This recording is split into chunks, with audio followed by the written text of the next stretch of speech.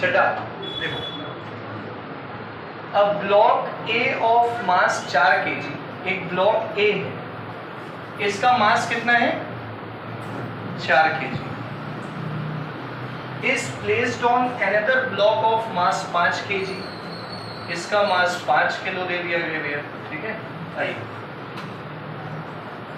For sliding the block A on B, अगर block A को B पे slide कराना है, a horizontal force of 12 newton is required on it, 12 newton का एक फोर्स लगाना पड़ेगा ऐसा करने के लिए। फिर से बोल रहा हूं question, for sliding the block A on B, ये इसके ऊपर स्लाइड करे, इसके लिए 12 न्यूटन का फोर्स लगाएगा, ठीक है। आगे सुनो, how much maximum horizontal force can be applied on B, कितना मैक्सिमम फोर्स लगाया जा सकता है बी पे, so that both A and B move together, कितना फोर्स लगाए बी पे so that A and B move साथ साथ। सवाल समझ में आ गया है? पहले पूरा लॉजिक समझ लो। 12 न्यूटन के फोर्स की वजह से ये इसके ऊपर स्लाइड कर जाता है, ठीक है। तो कितना फोर्स इस पे लगाया जाए ताकि ये और ये क्या चले, एक साथ चले, ठीक है। एक साथ कैसे चलेंगे, एक साथ कैसे चलेंगे भाई, भाई जी, ये दोनों एक साथ कैसे चलेंगे? हाँ बेटा, एक सिस्टम अज्यूम करके करें, सही है। मतलब ये अपनी जगह सही लेना, लेकिन आप सोचिए ऐसा कि जब नीचे वाले पे फोर्स लगाया जाएगा तो ऊपर वाला जो है वो या तो पहले साथ में आगे जाएगा, है ना, लेकिन अगर साथ साथ आगे जाना है तो इसका फ्रिक्शन जो है इसको क्या करेगा, अपने साथ रोके रखेगा, ठीक है मेरी बात। इसका फ्रिक्शन इसको अपने साथ क्या कर रखेगा, रोके रखेगा। तो जब फ्रिक्शन रोकेगा तभी ये साथ साथ जा पाएंगे। तो बताइए कितना फोर्स लगाया जाए कि ये साथ साथ जाए, ठीक है। और क्वेश्चन में दिया हुआ है, कुछ नहीं दिया है,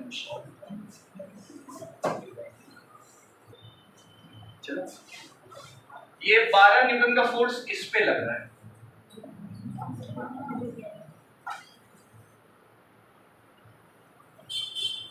ठीक है।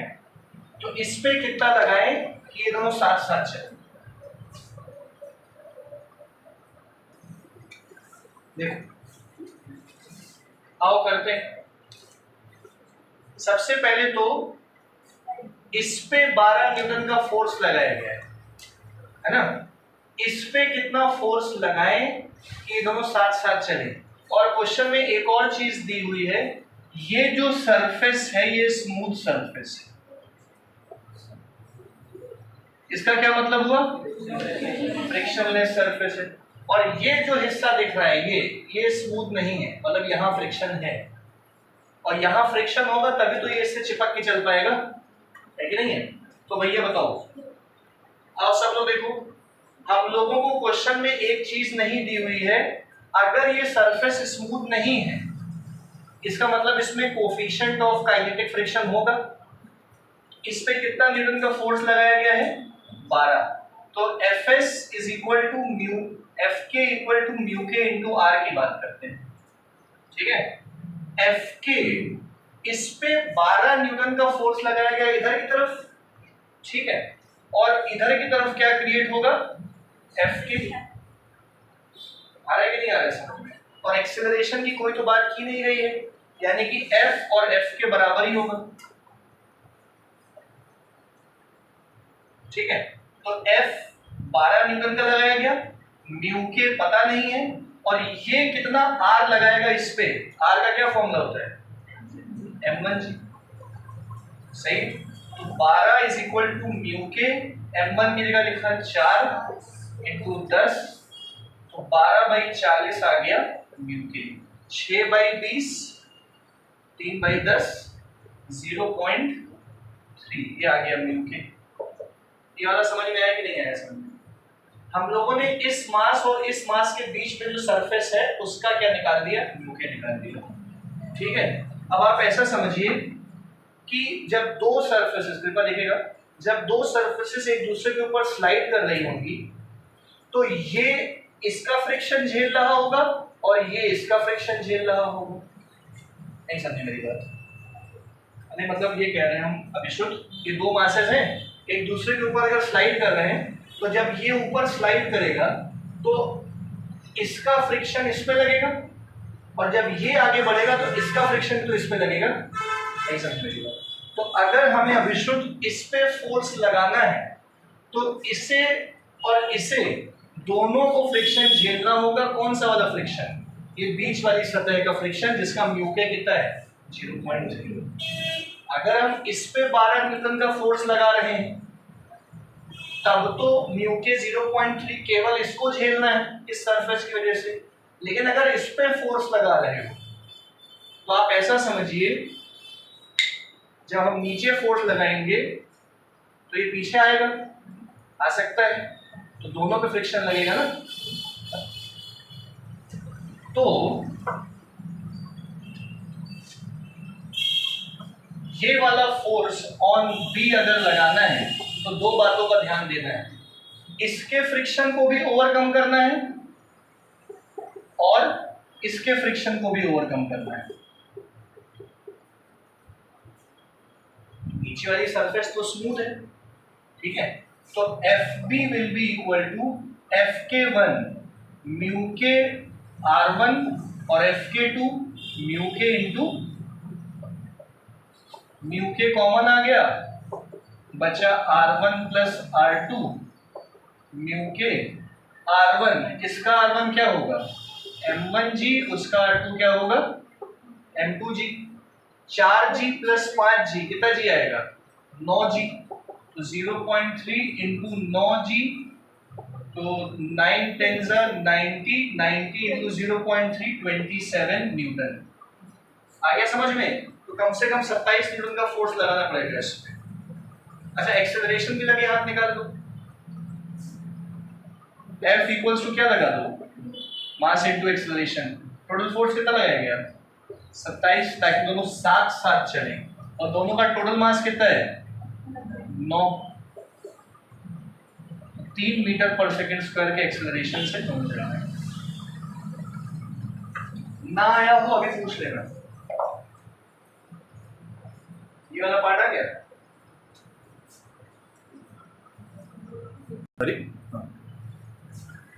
ये जो 12 न्यूटन का फोर्स लगाया गया है बॉडी को स्लाइड कराने के लिए, कम से कम इतना फ्रिक्शन तो यहाँ होगा ही होगा, तभी 12 न्यूटन का लगाया जा रहा है। नहीं समझे? बॉडी को मूव कराने के लिए फ्रिक्शन को ओवरकम करना पड़ता है। तो अगर 12 न्यूटन का फोर्स लगाने से बॉडी मूव कर रही है, इसका मतलब कम से कम 12 न्यूटन तो लगाए, फ्रिक्शन होगा ही होगा यहाँ पे, तभी 12 न्यूटन लगाना पड़ रहा है मूव करने के लिए। फ्रिक्शन और ज्यादा होगा। मैंने कल आपको एक क्वेश्चन कराया था, इधर 100 न्यूटन का फ्रिक्शन है, इधर 10 न्यूटन का फोर्स लगाया जा रहा है, क्या बॉडी मूव करेगी? नहीं। तो बॉडी में फ्रिक्शन कितना लग रहा है? हाँ, जितना बाहर से एक्सटर्नल फोर्स लग रहा है उतना ही क्या लग रहा है। तो अगर यहाँ 12 न्यूटन का फोर्स लग रहा है तो फ्रिक्शन 12 हो सकता है, 1200 हो सकता है, 12,000 हो सकता है, लेकिन कम से कम 12 तो हो गए। इसलिए हमने एफ के कोई एफ करके सॉल्व किया। नहीं sir?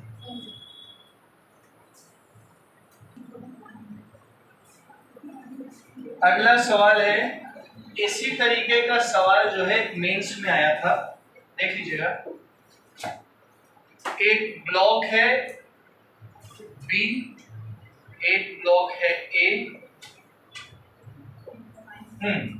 2 blocks parus A and B of masses 1 kg and 3 kg। इसका मास है 1 किलो, इसका मास कितना है? 3। Are kept on a table as shown. The coefficient of friction between A and B is 0.2। देखो ए और बी के बीच में भी फ्रिक्शन है 0.2 का, ए और बी के बीच का है, और बी और सरफेस के बीच में भी 0.2 है, यहां भी फ्रिक्शन है आपकी बात। बी एंड सरफेस के बीच में भी आपकी बार फ्रिक्शन है। तो सवाल क्या है, the maximum force F that can be applied on B, B पे कितना मैक्सिमम फोर्स आप लगा सकते हैं so that the block A does not slide over the block B, ताकि ब्लॉक ए ब्लॉक बी के ऊपर स्लाइड ना करे। अरे मतलब दोनों साथ साथ चले, इस पे आप कितना फोर्स लगाएंगे कि ये इस पे स्लाइड ना करे और ये पीछे ना गिर जाए जाके। ऑब्वियस सी बात है, इतनी तेज ना खींच दो कि जाके पीछे सरक जाए। आया समझ में? करो ट्राई।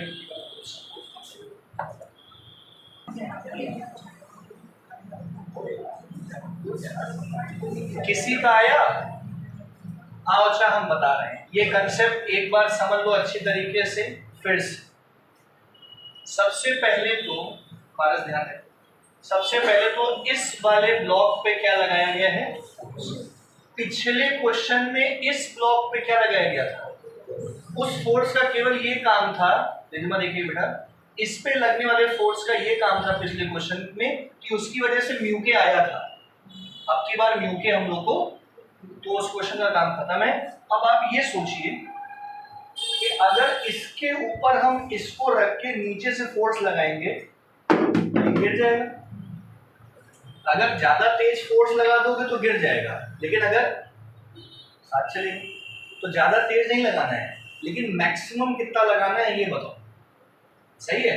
अब आप फील करो मेरी बात को, जब ये दोनों साथ साथ जा रहे होंगे तो इनका एक्सेलरेशन सेम होगा, पक्का ना?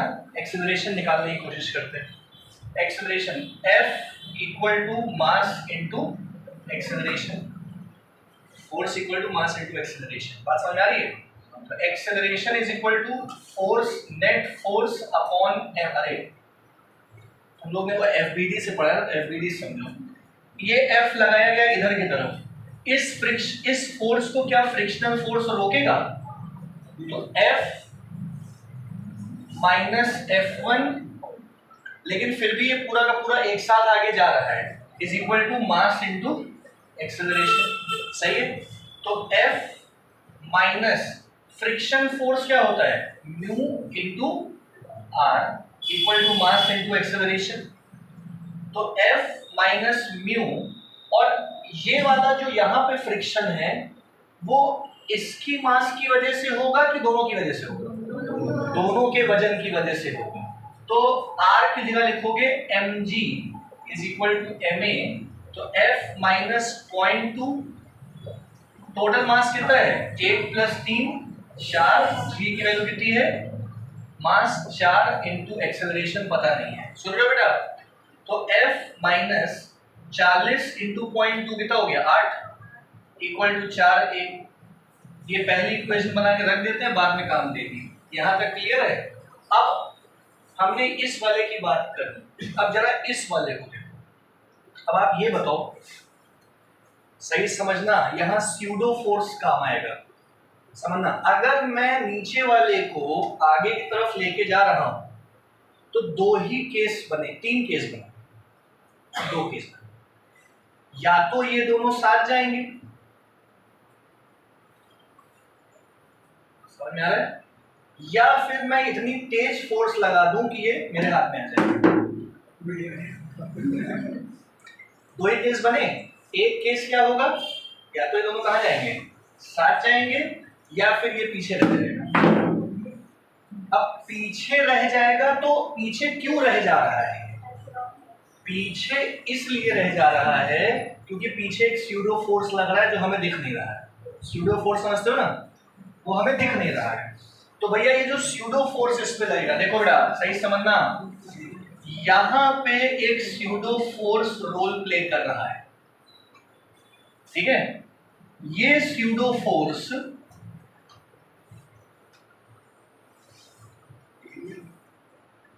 P, ये स्यूडो फोर्स इन दोनों के बीच में भी तो एक फ्रिक्शनल फोर्स यहां पे लगेगा, मैंने बताया था ना, ये इस पे स्लाइड करता है तो फ्रिक्शनल फोर्स यहां लगेगा, ये इस पे भी तो कर रहा है तो फ्रिक्शनल फोर्स यहां पे तो लगेगा। तो ये वाला स्यूडो फोर्स अगर इस वाले फ्रिक्शनल फोर्स वाले से ज्यादा हो गया तो ये भाई साहब पीछे खिसक के गिर जाएंगे, और अगर बराबर हो गया तो साथ साथ चलेंगे। नहीं समझ पाए? इधर की तरफ लगने वाला स्यूडो फोर्स इन दोनों के फ्रिक्शनल फोर्स के अगर बराबर है तो साथ साथ चलेगा, और अगर ये बड़ा हो गया तो जैसे गिर जा रहा था वैसे गिर जाएगा। तो यहाँ क्या करना है, गिराना है कि चलाना है? चलाना है, तो साथ चलाना है। तो क्योंकि साथ चलाना है तो ये लिमिटिंग फ्रिक्शन हो गया, तो limiting friction comes into play. Limiting friction comes into play. Limiting friction मतलब वो फ्रिक्शन जो स्यूडो फोर्स को रोक दे, मतलब pseudo force is equal to F2। Equal वाला हिस्सा लिया है हमने। अब ये स्यूडो फोर्स जो होगा वो मास इनटू एक्सीलरेशन ही तो होगा।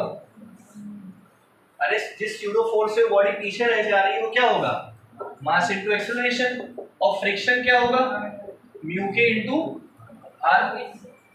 सही है? तो m1a इक्वल टू म्यू के, और r क्या होगा, m1g होगा कि m2g होगा, m1 वाला होगा ना। तो ये m1 से m1 कट गया, a इक्वल टू म्यू के g। इसी से तो हम लोग कल क्वेश्चन कर रहे थे, यही तो है वो लिमिटिंग फ्रिक्शन जिससे हमने कल क्वेश्चन किए थे। तो डायरेक्ट लगा सकते थे यहाँ पे, लेकिन समझ कहाँ आता है। a की जगह क्या लिखोगे, f minus 8 divided by 4, f minus 8 divided by mu के की जगह 0.2, g की जगह क्या लिखोगे, तो 2 चौको 8, 8 प्लस 8 कितना आ गया, 16, f 16 आ गया। ये समझ आया? चलो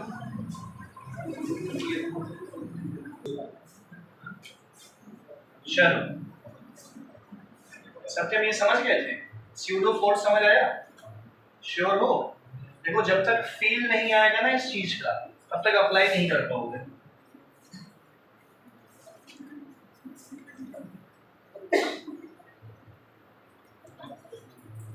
एक सवाल नहीं करोगे इसी तरीके का, करो।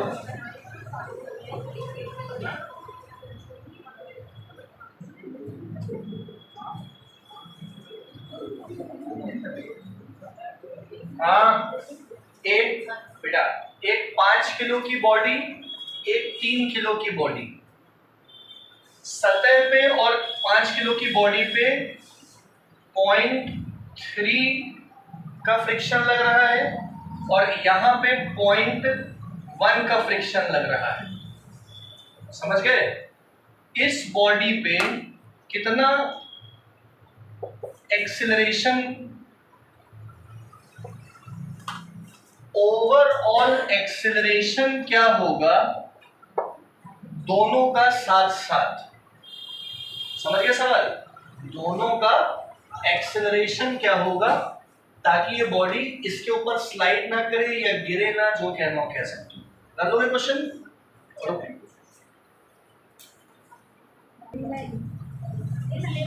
चलिए अब ये आखिरी और हम इस टाइप का बता रहे हैं, इसके बाद इंक्लाइन प्लेन के क्वेश्चन कराएंगे। देखिए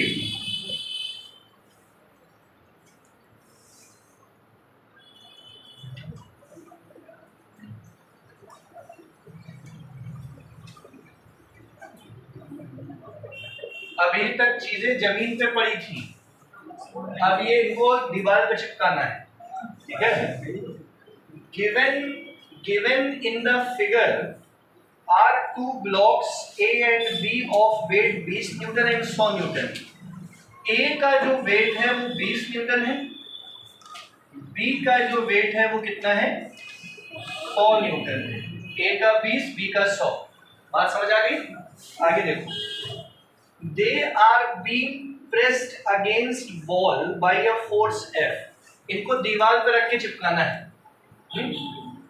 if the coefficient of friction between the blocks is 0.1, देखो अभिश्रुत, अगर दोनों ब्लॉक्स के बीच में कोफिशिएंट ऑफ फ्रिक्शन कितना है, 0.1 का है, और ब्लॉक और सरफेस के बीच में, वॉल के बीच में 0.15 का है, तो सवाल समझिएगा, the frictional force applied by the wall on B, frictional force on B due to wall.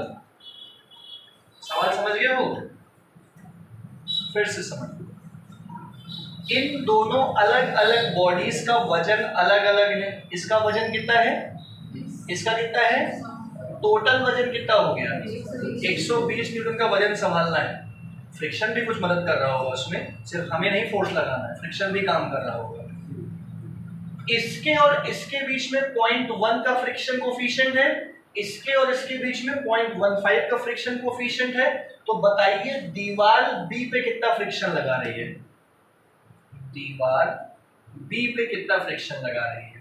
Option है 100, 80, 120, 150। ऑप्शन है 100, 80, 120 और 150। ठीक है, सोचो, आप इधर की तरफ लगाओगे फोर्स, इधर से दीवार लगाएगी नॉर्मल रिएक्शन, नहीं समझ में दीवार, दीवार ऐसी है ना, तो आप इन दोनों बॉडीज पे क्या लगाएगी, नॉर्मल रिएक्शन लगाएगी। समझ में आ गया? ये बॉडी नीचे जाना चाहती है, और जब ये बॉडी नीचे जाएगी तो ये इस पे फ्रिक्शन लगाएगा। मतलब इस बॉडी का जो वजन है 20 न्यूटन, जो कि नीचे की तरफ, मैं आपको केवल सर्कमस्टांसेस बता रहा हूं, करना आपको, ये 20 न्यूटन नीचे जाना चाहता है, सही है। 20 न्यूटन को नीचे जाने से कौन रोक रहा है? एक तो ये वाला F जो कि यहां से नॉर्मल रिएक्शन भी पा रहा है, और ऊपर से इन दोनों के बीच का फ्रिक्शन जो कि 0.1 है। तो F के equal to mu k into are लगा के ये पता चल जाएगा ना कि इसको कितना फ्रिक्शन मिल रहा है इसके द्वारा। और B वाला भी इसीलिए रुका हुआ है, अब B को दो तरफ से फ्रिक्शन मिल रहा है। कहां कहां से? दीवार से भी मिल रहा है, और ये वाली बॉडी इस पे भी लगा रही है फ्रिक्शन, और नॉर्मल रिएक्शन भी मिल रहा है। तो इन सब बातों को ध्यान में रखते हुए आपको केवल ये बताना है कि दीवार इस पे कितना फ्रिक्शन लगा रही है अगर बॉडी रुकी हुई है तो। ठीक है, डी। चलो देखो सभी लोग एक बार जरा समझ लीजिए, हम बता दे रहे हैं बेटा। यही F, एक बात आपको समझ आ गई है कि बेटा इधर देखो, यही F यही N है। जितना आप इधर से फोर्स लगाओगे दीवार भी उधर से लगाएगी, तो नॉर्मल रिएक्शन की वैल्यू F के बराबर है, सही है। आओ अब करेंगे क्या क्वेश्चन में। सबसे पहले तो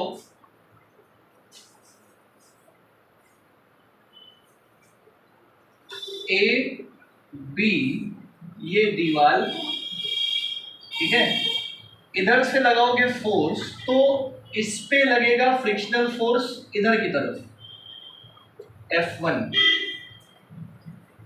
नहीं समझ पाए? ये नीचे जाना चाहता है, लेकिन इसकी सतह इस पे क्या लगा रही है, ऊपर की तरफ फ्रिक्शन लगा रही है, सही है, समझ गए ना।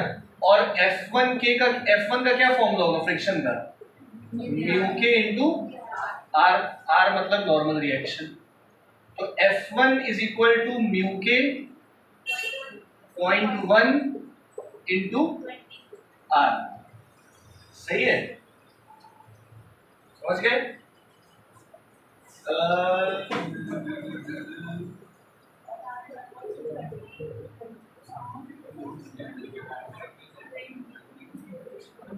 बीस न्यूटन, आर तो नॉर्मल रिएक्शन है बेटा, इधर की तरफ जो लगेगा।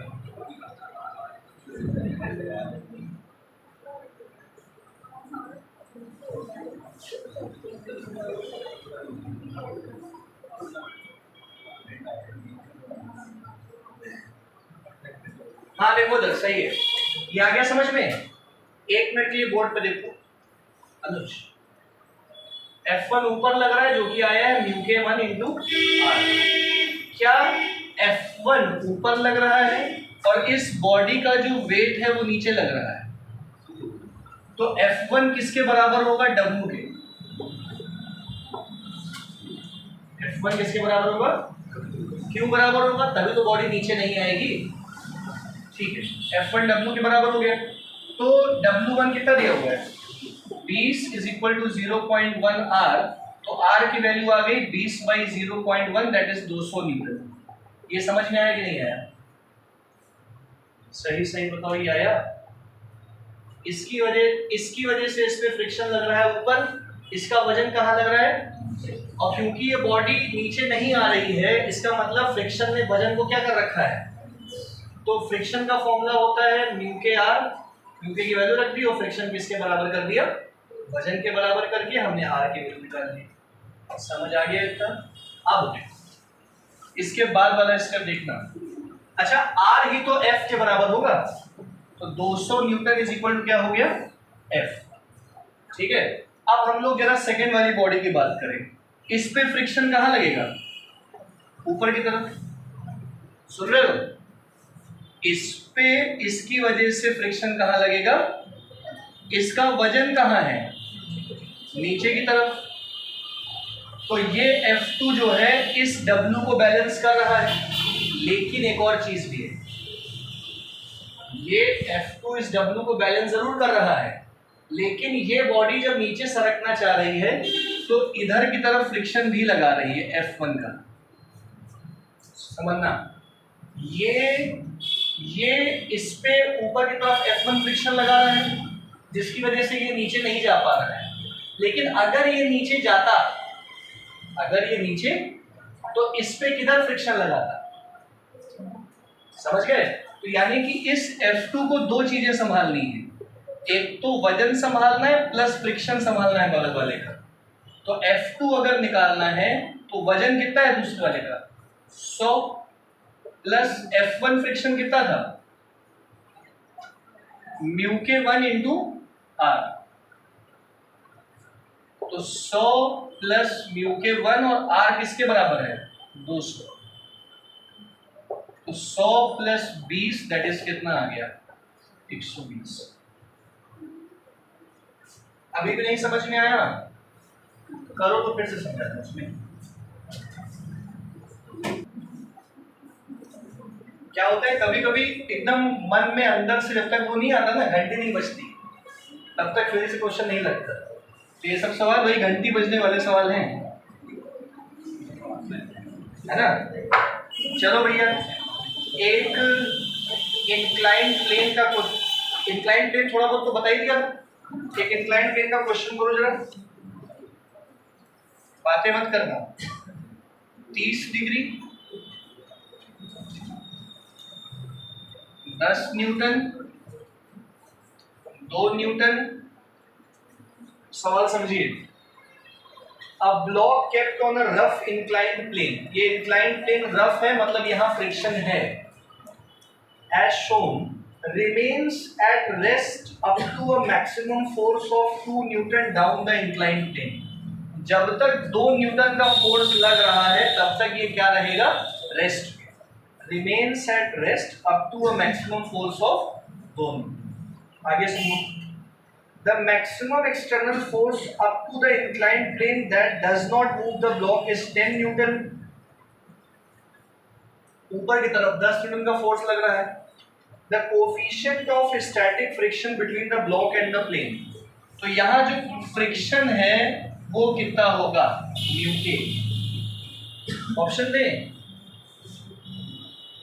2/3, √3/2, √3/4, 1/2। हाँ भी, ये तो एकदम ही बेकार सवाल है। ये तो कौन बताएगा? अनुज बताएगा। बोला राइट। अनुज बताओ, ये जो बॉडी है इस पे कौन कौन सी फोर्सेस लगेंगी? 10 किलो लगेगी।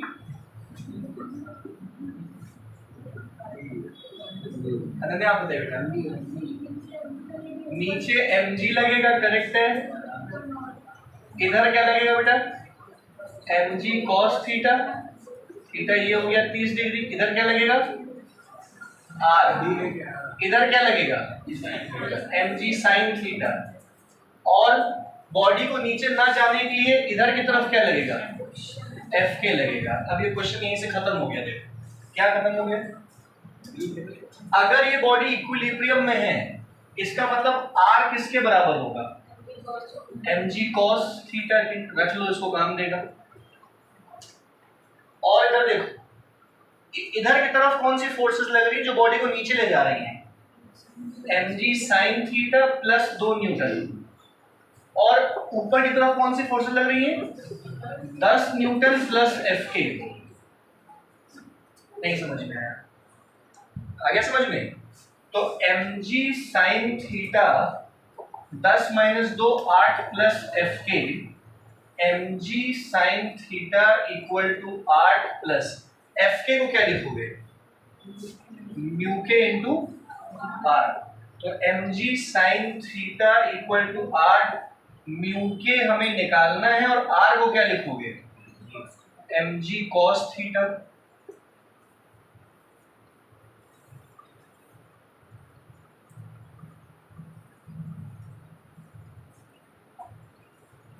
बाकी सब तो ठीक है, मार्क्स तो दिया ही नहीं है।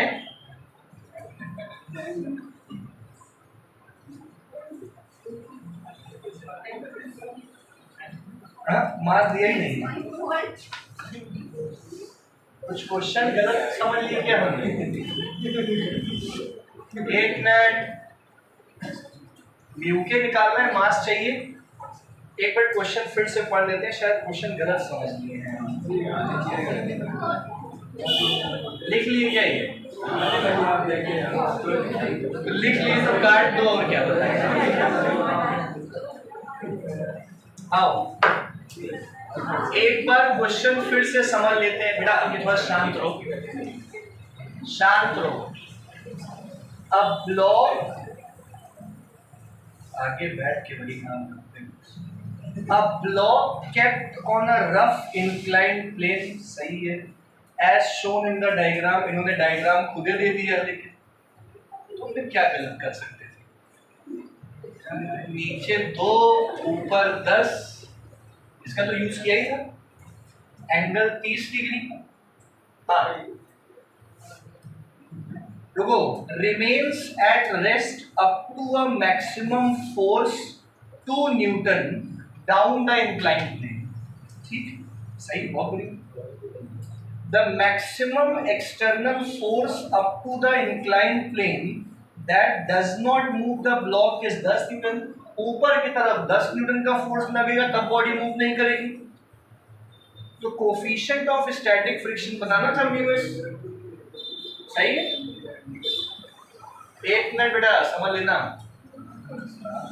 यार, ऐसा तो नहीं है कि ये 2 अलग अलग सिनेरियो हैं। मास तो दिया ही नहीं है क्वेश्चन में। नहीं, ये पॉसिबिलिटी हो सकती है कि एक बार 2 न्यूटन का लग रहा है नीचे की तरफ, फिर भी बॉडी नहीं मूव कर रही है। एक बार लग रहा है ऊपर की तरफ 10 न्यूटन, फिर भी बॉडी नहीं मूव कर रही है। करके देख लें क्या? अलग अलग करके देखते हैं, रुको एक मिनट। एक बार 2 न्यूटन लगाते हैं नीचे की तरफ, एक बार लगाते हैं 10 न्यूटन ऊपर की तरफ। बात समझना, अलग अलग करके कर लेते हैं एक बार। पारस देखो कौन कौन सी फोर्स है नीचे? mg cos, इधर की तरफ ही क्या लग रहा है? mg sin, और ऊपर क्या लग रहा था? और रोके रखेगा तो फ्रिक्शन ही रोकेगा, Fs। इधर की तरफ mg cos, mg sin, और इधर की तरफ क्या लग रहा होगा, फ्रिक्शन, ऊपर की तरफ क्या लग रहा होगा। तो दो अलग अलग केस बना के कर ले रहे हैं एक बार रुकना। r जो है वो mg cos थीटा के बराबर आया, सुन रहे हो। अभी शुद्ध यहां से इक्वेशन बोलो, अरे r mg cos के बराबर, इधर से इक्वेशन बोलो, इसको देखिए fs is equal to 2 plus mg sin theta. 2 नीचे लग रहा है, mg sin थीटा नीचे लग रहा है, सही है। यहां से इक्वेशन बोलो, r mg cos थीटा के बराबर है, और mg sin थीटा किसको संभाले हुए है, 10 प्लस fs को, 10 प्लस fs को। सुन रहे हो बेटा, समझिएगा। ऊपर लग रहा था, फ्रिक्शन तो नीचे लग रहा है। बॉडी को ऊपर थोड़ी ना हम लेके जा रहे हैं, बॉडी जाना तो नीचे जा रही है ना, इंक्लाइंड प्लेन है, हम इसको हटा देंगे, जाएगी कहाँ, एक्सेलरेशन नहीं हो रहा है कि यहाँ फ्रिक्शन लगने लग जाए। हाँ, fs की जगह क्या लिखोगे, एक काम, mg sin थीटा की वैल्यू यहां से कितनी है, 10 प्लस fs, यहां लिख देते हैं mg sin थीटा की जगह, mg sin थीटा की जगह लिखा 10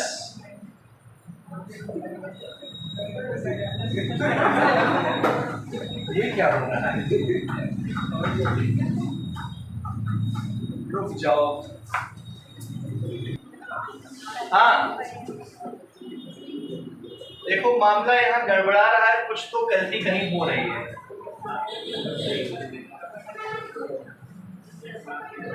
एक काम करते हैं, ये अभी शुद्ध इधर की तरफ 10 न्यूटन लग रहा है, ये भी ट्राई कर लेते हैं, फ्रिक्शन जो है इधर लगा देते हैं, लॉजिकली ये भी करेक्ट हो सकता है ना। तो इधर इक्वेशन क्या बनेगी, mg sin theta plus fs is equal कितना हो जाएगा, 10। करके देख लेते हैं, यहां से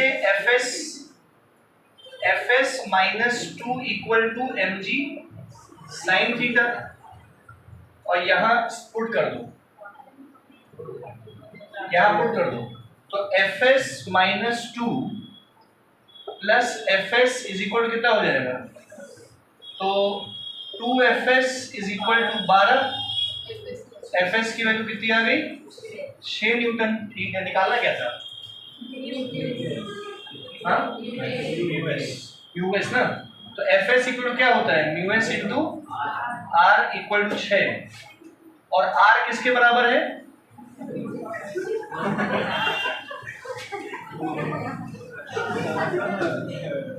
अल्टीमेटली घूम के मास पे आ जा रहे हैं।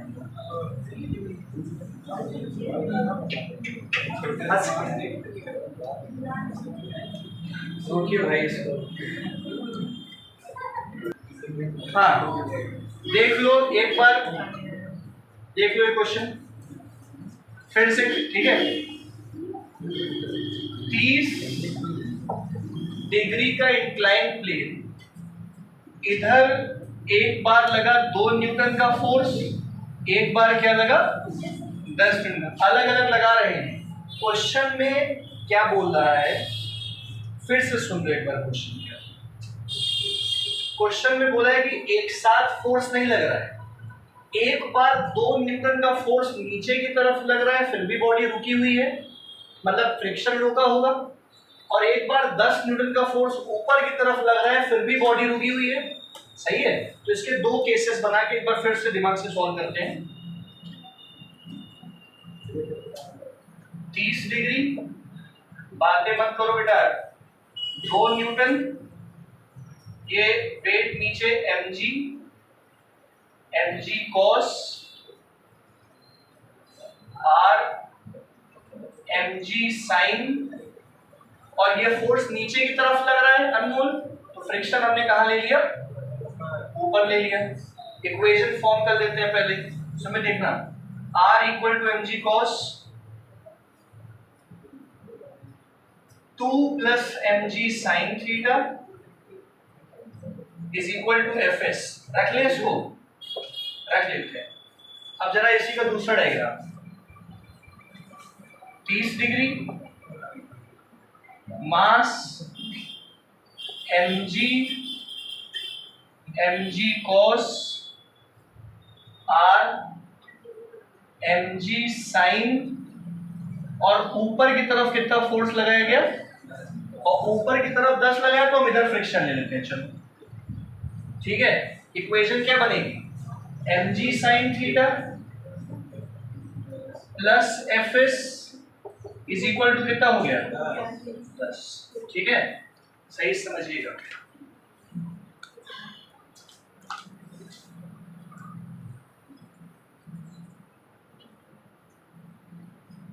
ठीक है, क्या कर सकते हैं, यहां से fs की वैल्यू को उठा के यहां रख दे रहे हैं।